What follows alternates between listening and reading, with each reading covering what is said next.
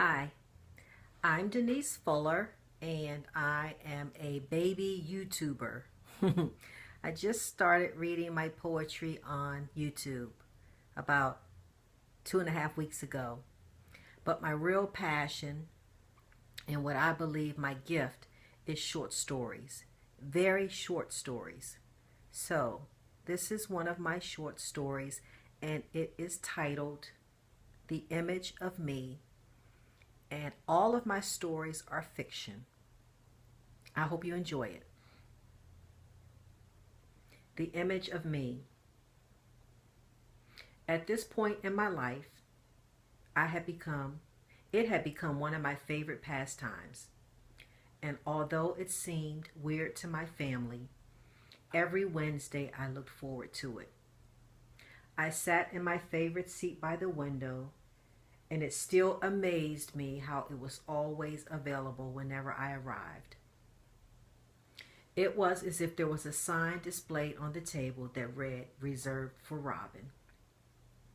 And what seemed even more interesting was the fact that once I sat down to eat was when people would begin to approach me and ask if the seat next to me was taken.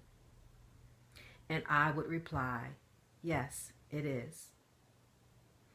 Although Harold had passed away 6 months ago, I still found myself hoping that he would one day walk through those cafe doors. This was our spot, and he would always drop me off in front and then go and park the car while I went inside to reserve our table. This was our ritual, and we started it about 6 years ago. It was around the time we had relocated to the area. We would meet here for lunch every Wednesday at noon. We were both retired, but he decided that he still had the energy to work a part-time job, and he said we needed the extra money. I had always wanted to make a contribution to our financial future, but he would not hear of it. He always felt that he was responsible for me, and I loved that about him. Although at times he was very stubborn, he was always a gentleman, and he kept his word when he had promised my father that he would never have to worry about his little girl. When he asked Dad's permission to marry me, I knew in my heart that he was a keeper. We'd stumbled on the spot by chance. One of Harold's co-workers was retiring, and they gave him a luncheon here. That was when Harold fell in love with their French onion soup. He wanted me to taste it for myself, and by the end of our first visit, we found ourselves enjoying a really great meal. Not to mention the atmosphere was very warm, friendly, and comfortable. Unbeknown to us, we had been in there for well over 3 hours. It was as if we had eaten a full course meal followed by a fresh brewed cup of coffee and hot baked oatmeal cookies. We would always split the cookie and fight over the ends. And I'd like to think the fireplace and the conversation was a contribution to our extended stay. But I am sure it was the fact that after being together for over 30 years, we were still in love. His death was so very hard for me, and the only thing that kept me going was coming here and having Harold's French onion soup. It was like his spirit kept calling me back and wanting me to continue on with our tradition. After hearing my number called and getting my courtesy cup of water, I sat down to say my grace, and that was when I saw them. What caught my eye, aside from the apple red sports car, was the fact that he dropped her off in front the way Harold used to do for me.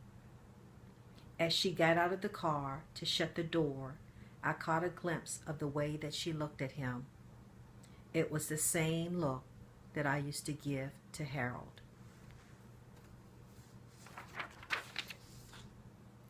Once she entered the store, she had picked out their table and waited for him to follow. The glow that was on her face was one of pure happiness. And when he looked back at her, it was as if she was the only woman in the universe. They took turns laughing and talking with one another while waiting for their number to be called. As he gently put his arms around her waist, no other words were needed. The gesture alone said, "I will always protect you." I found myself fixated on their every move. It was as if the clock had turned back the time and I was watching the spitting image of me. And it was Harold, only taller. The way he adored her was obvious, and she, in turn, followed his every word. They had that kind of chemistry that only people like me could appreciate. The kind that said, "No, we didn't just meet. We were truly meant to be." It just so happens that the table they chose was opposite the fireplace and less than 15 feet from where I was seated. I couldn't take my eyes off of her. It was something about her presence.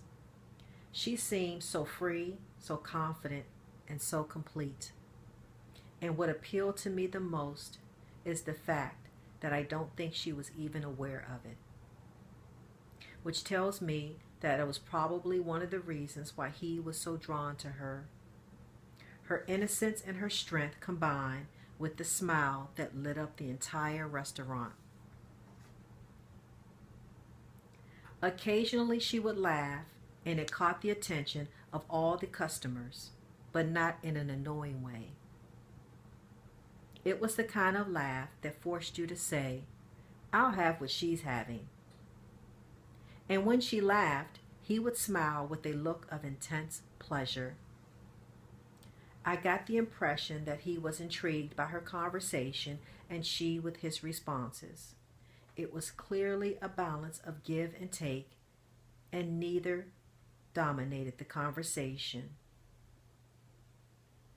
They were so engrossed with one another that I don't even think they even noticed the time.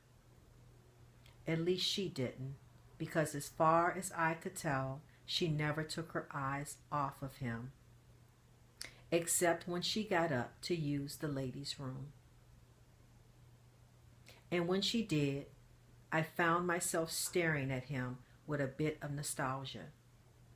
For a split second, I imagined that it was me coming back from the ladies' room. I was the one that he briefly stood up for and then rejoined on the sofa. It was my face that he touched so gently with his right hand, and it was my body that experienced the warm sensation when he whispered in her ear. I was the one laughing and slightly drawing attention to myself. That was our oatmeal cookie that we were sharing, and it was my hand that took hold of his when he tried to eat the ends. It wasn't until I heard her call him Harold that I snapped back to reality. I thought my heart would stop. I think for a moment that it did.